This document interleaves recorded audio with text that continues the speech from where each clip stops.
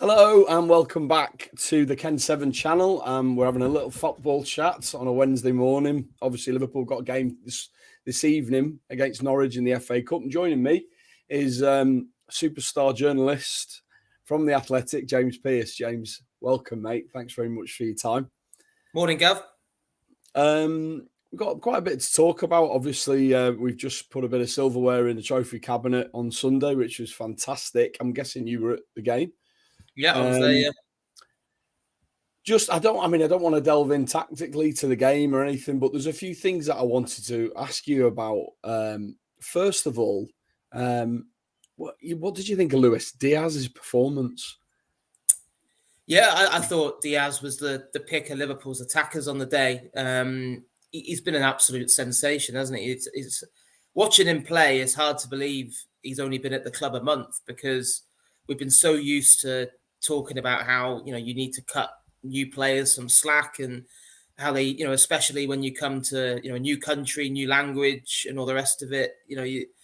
There's a period of adaptation, and we've seen it with Klopp numerous times where he is all about he buys someone for the long term, for 5 years, not 5 months, and people like Fabinho and Andy Robertson and Oxlade-Chamberlain had that period where frustration early on before they kind of got to grips with what exactly the manager wanted from them. But talk about hitting the ground running. I think it says a lot about the homework that Liverpool do in terms of fitting the profile for the kind of players they go for in the transfer market, because he looks every inch a Klopp footballer to me, both in terms of what he does with the ball and, just as importantly for Klopp, what he does without the ball, because he's a nightmare for defenders. And it was good to hear yesterday Klopp confirm that there was no issue when he came off on Sunday. It was just fatigue, having put such a big shift in.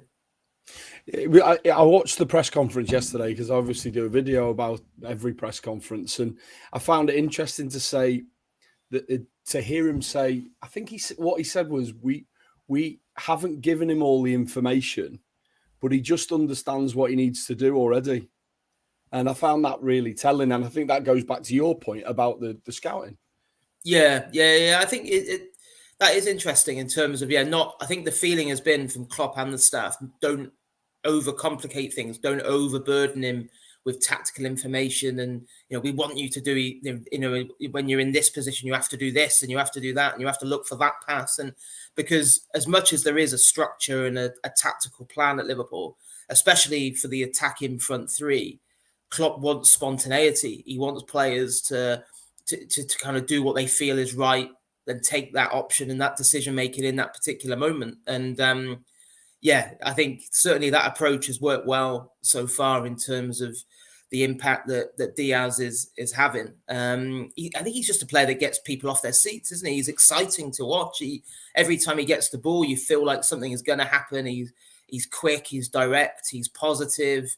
I like the fact he's not, not everything he tries comes off, inevitably, but he's not afraid to kind of take risks and knows that, not everything will come to fruition, but so much has done so far. And it's mouthwatering to think what Liverpool could go on to achieve this season with him in that kind of form, because, for so long we talked about it being this kind of like, well-established front three, and how it was almost impossible for anyone to try and, get themselves involved in that. And then, you've now got that front three plus Jota plus Diaz.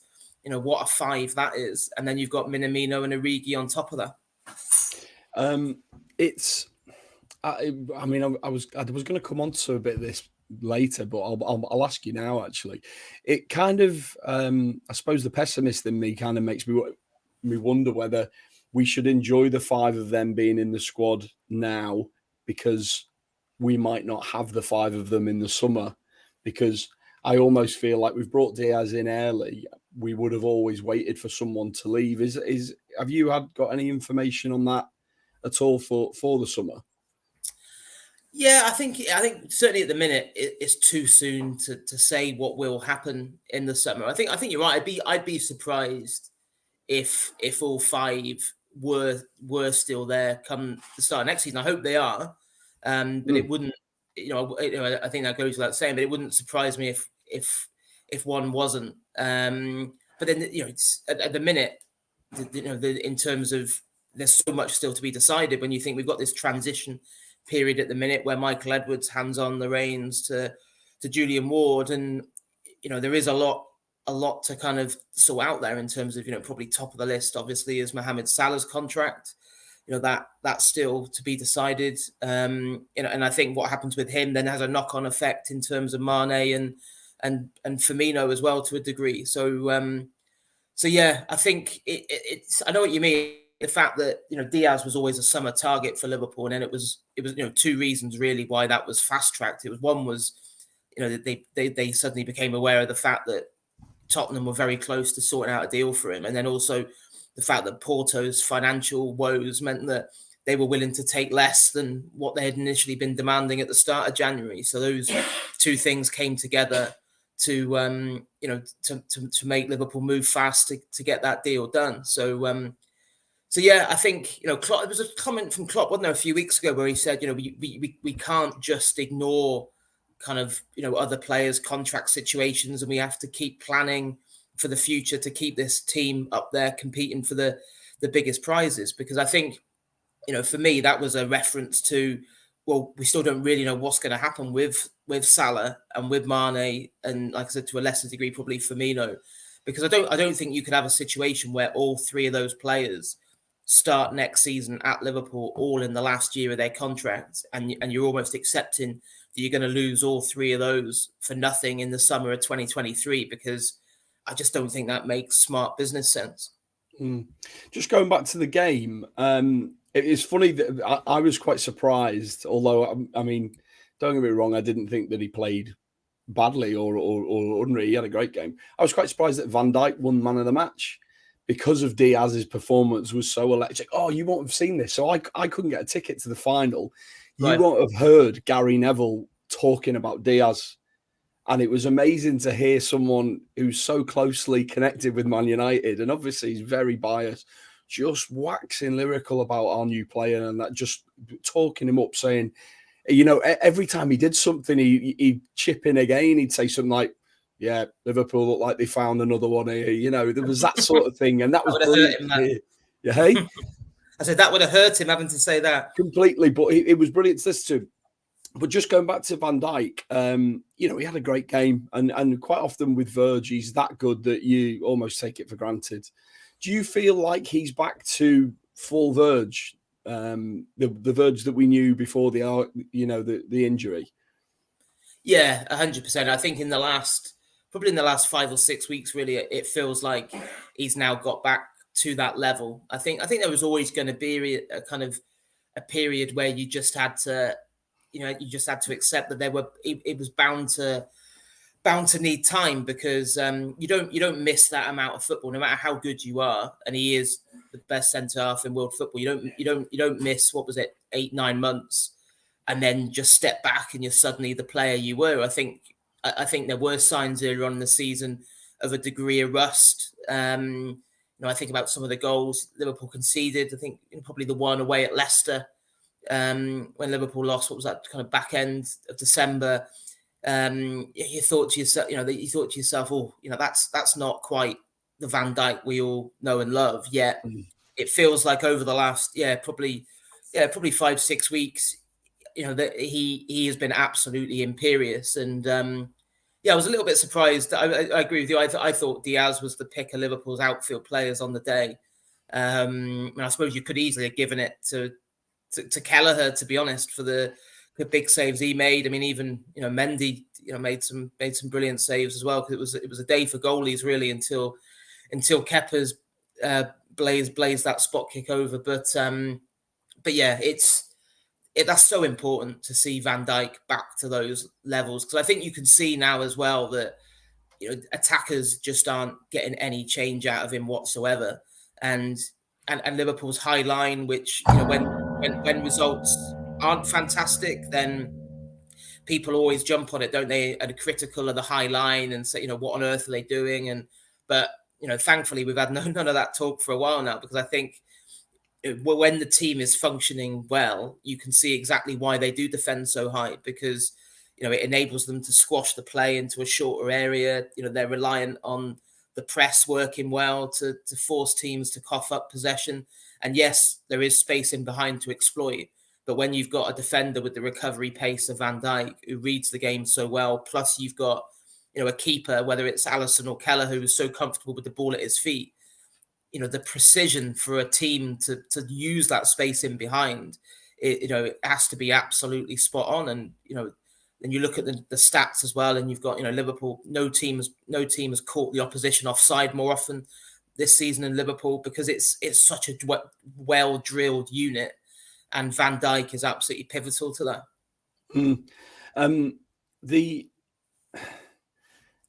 Try and explain to people, for people who weren't in the stadium, try and convey to people, obviously a journalist, so you're good with work, good wordsmith, try to convey to people what the atmosphere was like.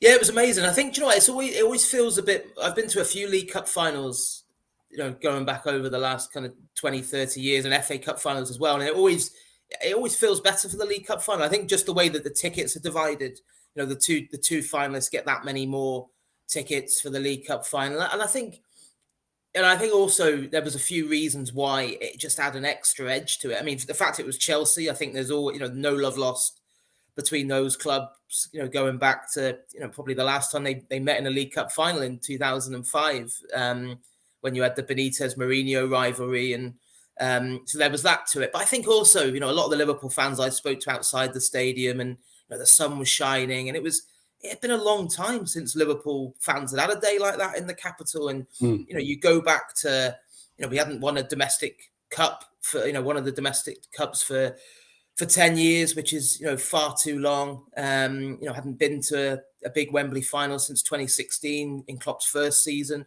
And then when you throw into the mix the fact that, winning the Premier League 2 years ago, and then because of the pandemic, being cruelly denied those kind of real special memories of, the stadium being absolutely rammed and bouncing when that title was won, when the trophy lift happened, no parade around the city. So I think, Liverpool fans and the players and the staff missed out on a hell of a lot. And then, obviously last season you had the wheels coming off with the serious injuries, people used to say to me last season, "Oh, you're so lucky you can still go to the games."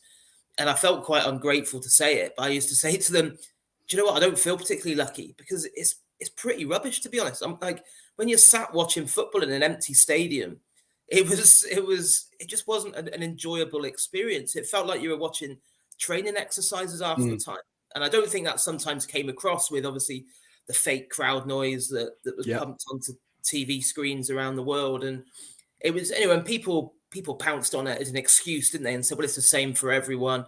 But it wasn't the same for everyone, because I don't think every team isn't an emotional team with an emotional brand of football like Liverpool have that feeds off that emotion from the supporters. A very emotional manager that always talks about how everyone's in it together. He talks about don't come along to games as a Liverpool fan to be entertained. You come along to be part of it, to help us along the way. And Liverpool massively missed that. So, yeah, I think all of those things kind of added together to make the atmosphere incredible at Wembley on Sunday. And then, the scenes afterwards, once Kepa had missed that penalty, I think, that people will cherish those forever. There was a lovely video of Kenny with Jurgen Klopp. I don't know whether you've seen it. I saw that, yeah. The thing that stuck out for me, and I've known Kenny since I was a kid, I don't think I've ever seen Kenny really give anyone a hug. And that's just who he is. But when it's Jurgen Klopp, he'll take a hug off Jurgen Klopp 100%. But the fact that Jurgen said to him, and if anyone watching this, if you haven't seen the video, Jurgen says to him, "You were the last one, weren't you?" And Kenny says, I. And that's the moment. So he gives him a big hug. It's absolutely fantastic. I just wanted to ask you as well, just before I leave this game and we go on to the Norwich preview, the subs in the game. I get the impression that the Chelsea subs were predetermined. They weren't a reaction to what was going on in the game. He was going to keep the team the way it was. He built the team in order to keep Liverpool at arm's length as much as he could. And he always had in his mind he would bring in on Lukaku and Werner for his pace. And I felt like it seemed to work for him, whereas our substitutions, we brought Jota on, who didn't really contribute, not to say that he's rubbish or anything, maybe he's just not fit. Yeah. Harvey came on, did a few things, but was a little bit quiet, if we're honest. And I think the game changed at that point. How did you see it when you were in the stadium? Yeah, I'd agree with that. Yeah, I don't think the substitutions, I think it was a bit of a contrast to say you look at Inter Milan away a couple of weeks ago, and I think those subs, transformed the game in terms of that triple substitution that Klopp did then. Massively improved Liverpool and helped them go on and win the game. I think Sunday was different. I think they didn't improve Liverpool. I think it actually became a lot more disjointed after those, and it just became so stretched, didn't it, at the game? And I think maybe fatigue and all, in the other areas of players who hadn't, been introduced, maybe that was a part as well. But it was, that game could have been anything, couldn't it? It's, and because it's it's a major final, I don't think there's much, I'm sure Klopp hasn't wasted too much time since Sunday dwelling on the tactical deficiencies of that game. But, it could have been 3-3, it could have been 3-1 either way with the chances there were. When you think about, that Mendy save from Sadio Mane first half was one of the best saves you'll see. It was like, then you think, the Kelleher one from what was it, Pulisic early on, the one from Lukaku right at the death, the disallowed goals. I thought, it's, VAR, it's, two massive decisions. Probably you'd say, even themselves out in the end, one going Chelsea's way with the disallowed Matip goal, one going Liverpool's way with that really tight call. But yeah, it was, I'd say it was probably the best 0-0 I've ever seen. Yeah. I think if anyone had said to you beforehand, it would be 0-0, you'd think, I bet, real cagey affair. Both teams too worried about what the other one might do to them to really come out of their shell and play. But it was the absolute opposite, wasn't it? It was just a fantastic game. And I think that's why when you come out on top in a game like that, it just does so much for you. You see people say, I've seen, people, who support other clubs saying, oh, that was a bit over the top. It was only the League Cup. But it's like, no. It meant that much because of what Liverpool have been through the last couple of years. But also, I think because of what they know that this could do for them for the back end of the season. Because, it does feel like shades of 2001 where, you talk to anyone that was part of that treble winning team. And they always say that the most important moment of that season was beating Birmingham City in the League Cup final. Because, again, it wasn't massively convincing on the day. But, that just gave them the momentum to kick on. And, winning is a habit, isn't it? And then you get a taste of it and you want more. And that's why you think, with the way the squad is at the minute and with the way that belief is so high, you do think to yourself, wow, what have we got in store for the next few months? This is the last thing on the final. I wanted to know what you were aware of on the TV.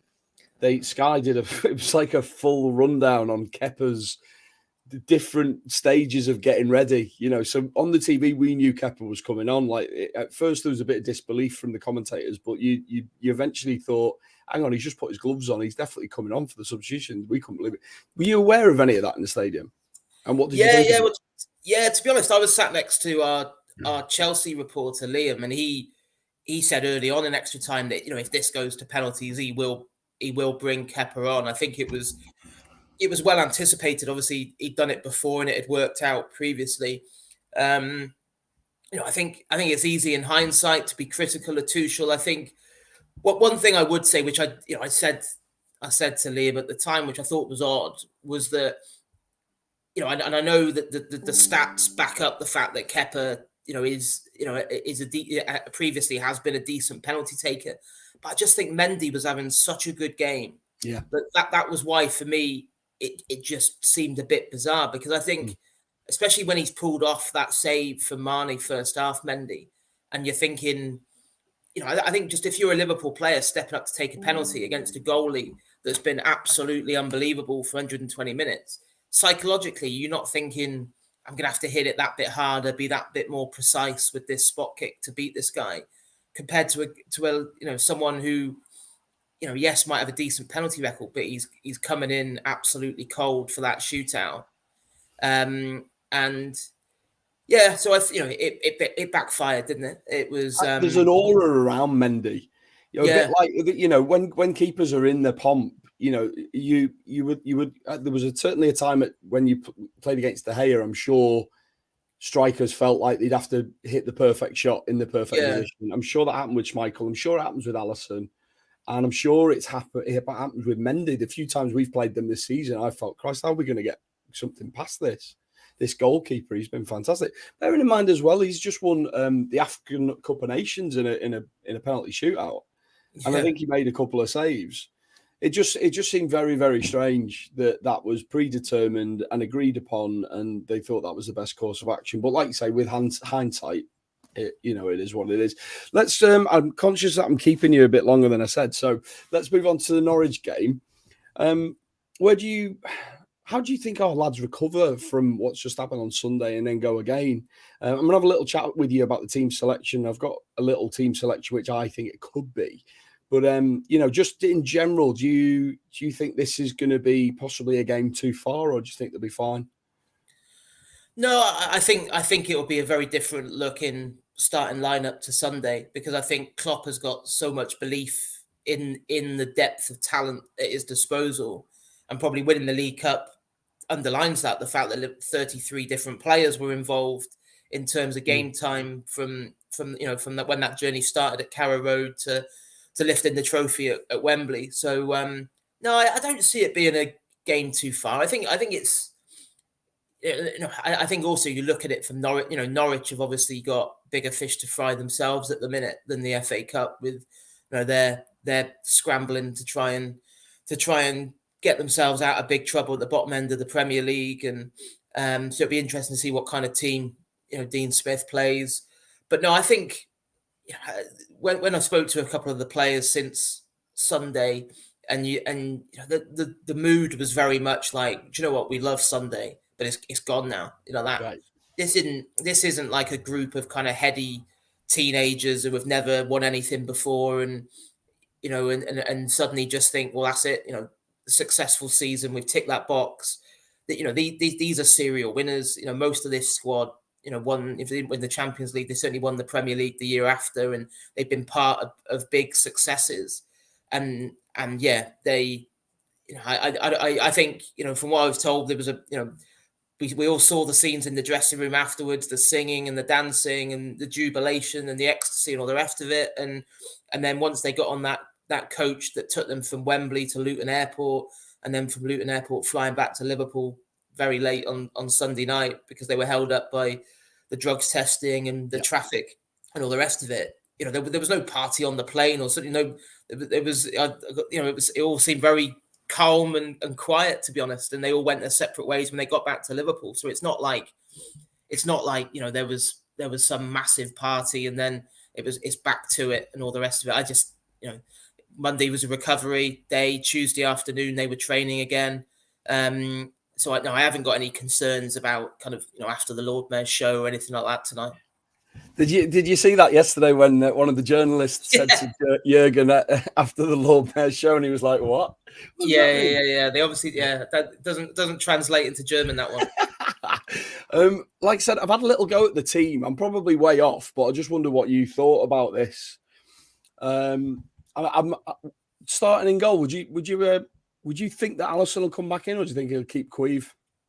No, I think Alisson will play tonight. I think the fact that obviously Kelleher, after the absolute drama and heroics of the weekend, just no need to push him into there again. So I think Alisson, I fully expected him to start in goal tonight. Yeah, you can see that graphic, I'm guessing. Yes, I can. Yeah. I don't think that'll be. I don't think that would be far off. I mean, I suppose you could argue, whether it will be Matip or Konate is probably a bit of a coin toss.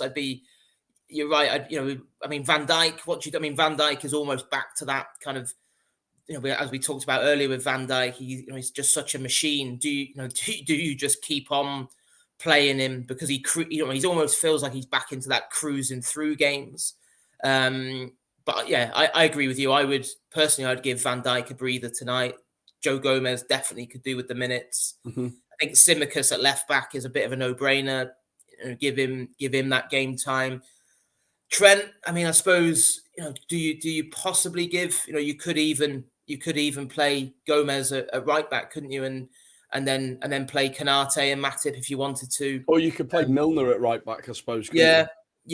So the beauty of it, he does have, plenty of options there, and even looking at that front line, Jota's an interesting one, isn't he? Because I agree with what you said before. He definitely didn't look fully fit when he came on Sunday. I think if that had been just a normal Premier League game, I don't think Jota would have featured whatsoever. I think it was a real race to get back for a major final and try and play a short cameo. So you think, does he need, is he almost better off being held back for the weekend, or has the extra couple of days helped him get back to where he was at? Minamino, that one makes sense for me. The Ox one is, I have some sympathy for Ox, because when the lads were away at AFCON, Ox played, scored 2 goals back to back, and then we've not seen him since. It was literally the next game. He scored 2 goals, next game not played, and he's really not featured. And I think if he doesn't play in this game, you're wondering where he's going to get a game. Yeah. No, I think that's a fair point. I think he really did step up and deliver, Oxlade-Chamberlain, at a time when people were predicting that it would be a real tough spell for Liverpool without 2 of their biggest hitters going forward. So I'd like to see him get a run out tonight, because as you said, it doesn't feel as if sometimes a player might have a few lean games and then drop out of the way, but it feels like he's almost dropped out without having really done anything wrong, so to speak. So I don't think that would be too far off the lineup tonight, because can you see a Tyler Morton maybe playing? Could you see a Tyler Morton maybe playing? Possibly on the I'd be surprised if he started, just because of the sheer options he's got in there at the minute. Obviously Keita came off relatively early, didn't he? I think second half on the weekend. So you think he would be in the mix as well. So I think maybe bench for someone like Tyler Morton, but I'd be surprised if he was in the midfield starting 3. Lovely stuff. Well, just before I let you go, can I just ask you, because obviously you transfer guru for Liverpool, so your understanding is the Fabio Carvalho deal pretty much done, just needs dotting the I's and crossing the T's? Do you know what? It's gone pretty quiet on that, hasn't it? Since the back end of the window. I mean, the deal was done. It was a paperwork issue that meant it was just impossible to get over the line on that frenetic night on deadline day. So I think I don't think it's a case of it's just waiting to be announced. I think there is still some work to be done on that, because I think the concern was always that if you waited to the summer, overseas clubs can sign someone like Carvalho who's out of contract for next to nothing. I think you're talking about £500,000, maybe even less than that. So and that Liverpool, under the terms of the rules, they're not actually allowed to speak to Carvalho. I think it's the 3rd Saturday in May. I think the rules state. Right. The only difference with that, obviously, is if they agree a fee in advance with Fulham, and then all parties are in agreement. So I think what we do, Liverpool are still well and truly at the front of the queue for Carvalho. I don't think anything that's happened in the last month has changed their mind on him. But yeah, and at the minute, there's still some work to be done to get that over the line. It's people watching this won't be happy with what I'm about to say, but for me, if Carvalho comes in, and I saw the other day that he was they want James Milner to sign another 1-year deal. Personally, I don't think we will sign anyone in the summer unless someone leaves that we weren't expecting to leave. Yeah, I think there'll be a bit more business than that. I think a lot depends on, you know, there's a lot in that in tray for Julian Ward coming into that sporting director's role this summer. And as we talked about earlier, you know, what happens with Mo Salah, what happens with Sadio Mane, what happens with Roberto Firmino, you know, if none of them sign extensions, what do you do in terms of, you know, do you keep 2 out the 3? You know, do you just look to offload one, and do you look to offload one of the ones that's going to get you a decent, you know, financial return while he's still got a year left on his deal? You know, then you've got a situation where, you know, midfield wise, you know, you've got Oxlade-Chamberlain and Naby Keita both come into the last year of their deals this summer. So again, similarly, you've got, you know, those are big decisions. You know, similarly with the front three, you're going, well, with Keita and Oxlade-Chamberlain, you either give them a new deal this summer, which, you know, I'd say would be a topic of debate, whether either of them, you know, would you want to give them, each of them, another 3 or 4 years, or do you cash in, or do you accept that you're probably going to lose them for nothing the following year? And so if you were to lose one of those two, plus if Milner doesn't stay, then, you know, you're probably looking at having to strengthen further in that midfield department, whether Carvalho comes in or not. So yeah, I think there's a fair bit up in the air. I mean, with Milner, you know, I think it goes without saying that Liverpool would make, you know, are making an effort to, you know, to keep him on board for another year, because he's such a valued member of the squad. You know, still doing the job on the pitch, but certainly off the pitch as well, is just absolutely immense in terms of what he does in the dressing room. I think the big thing with him will be, does he want to go somewhere and play more often? Because that's why I don't think it's nailed on at this stage that he will just commit for another year, because I think he's in the process at the minute of kind of weighing up his options and deciding where he's at. And we know that the way that Liverpool operate, that, you know, with Milner, what is he, 36 now, going on 37, that, you know, any extension on the table would be heavily incentivized based on appearances. Yeah. And you know, and it wouldn't surprise me if he's looking around thinking, well, where are those appearances going to come? If Liverpool are going to be adding to their midfield in the summer. So yeah, plenty for him to think about. But, you know, regardless of whether Milner stays for another year or not, I think, you know, if he does, then he's great to have around. If he doesn't, then, you know, every Liverpool fan will wish him well, because you know, him and Joel Matip are probably vying now, I think, probably for the crown of Liverpool's all-time greatest free transfer, because you know, I think for a long time you'd probably say it was Gary McAllister, but I think Milner and Matip have certainly usurped Big Gary with what they've achieved at Liverpool. Brilliant. Well, listen, James, I really appreciate your time. Thank you so much. Is there anything that you're working on at the moment, the Athletics, people should be looking out for? Cheers, Gav. Yeah, well, I mean, there's a few pieces on there at the minute. Obviously, all the fallout from Wembley, and, you know, in particular, a piece looking at the role of German neuroscientists that Klopp's been working with, that in particular have massively helped the set piece return so far this season. The German guys, Nicholas and Patrick, they were over at Kirby last week working with the players on penalties. So yeah, that piece is up on the Athletic at the minute, and yeah, lots more planned for the next few weeks. It's a busy time, but yeah, just so exciting to, you know, whether you're supporting Liverpool or writing about Liverpool at the minute. You know, just the fact that we're even daring to talk about a quadruple, and we're now into March, just shows you know, what an amazing season this has proven to be. There you have it. James is talking utter sense there. Drink it in, everyone. Enjoy what's going on at the moment, because this is not normal, and football's there to be enjoyed, and that's what it's all about. James, thanks very much for your time, pal. And cheers, if you're watching this on YouTube, hit the subscribe button, hit the like button, hit the bell button. Thanks very much. Cheers, mate.